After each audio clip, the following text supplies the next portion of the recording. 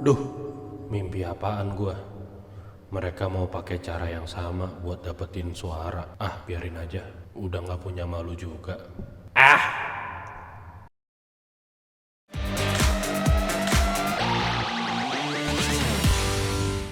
Singgung soal rasa malu, kayaknya udah nggak mempan lagi buat mereka.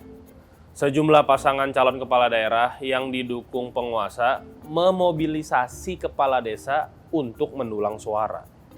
Melihat praktik nggak bener kayak gini, jadi inget pemilihan presiden 2024 nggak sih?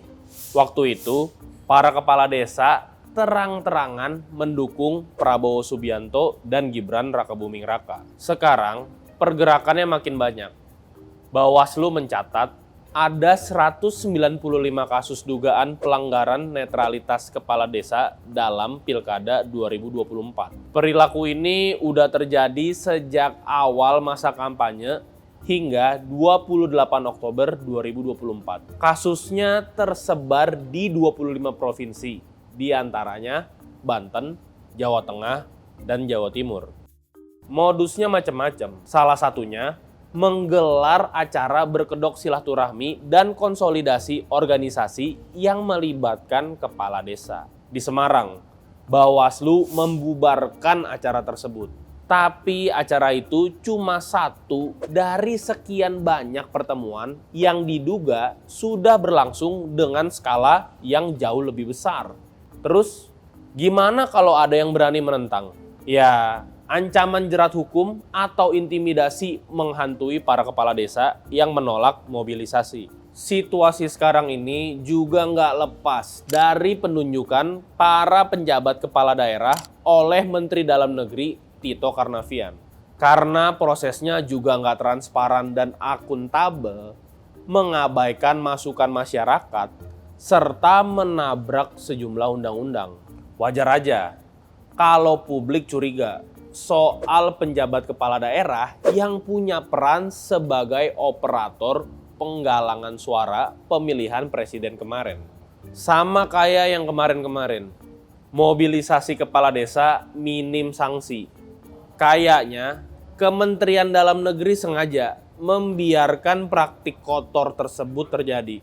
Padahal mobilisasi kepala desa melanggar Undang-Undang Pemilihan Umum. Pengerahan perangkat negara ini menabrak Undang-Undang Desa dan peraturan pemerintah tentang disiplin pegawai negeri sipil.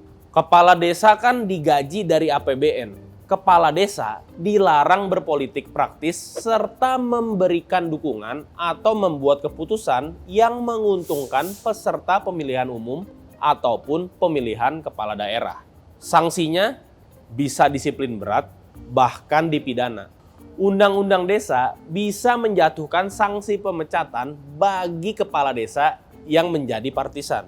Bawaslu juga kelihatan gak serius. Belum ada rekomendasi untuk menerapkan sanksi-sanksi itu. Malahan, pemerintah dan DPR menyetujui perpanjangan masa jabatan kepala desa dari 6 menjadi 8 tahun. Semakin panjangnya jabatan kepala desa diduga sebagai imbalan mobilisasi suara pemilihan presiden kemarin. Sebelumnya, kepala desa juga ikut menyokong ide perpanjangan masa jabatan Joko Widodo sebagai presiden. Emang sih, semenjak era Jokowi, politik nggak pakai etika lagi.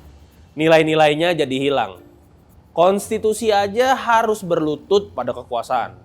Wajar kalau kepala desa juga nggak malu dan tidak takut melanggar aturan.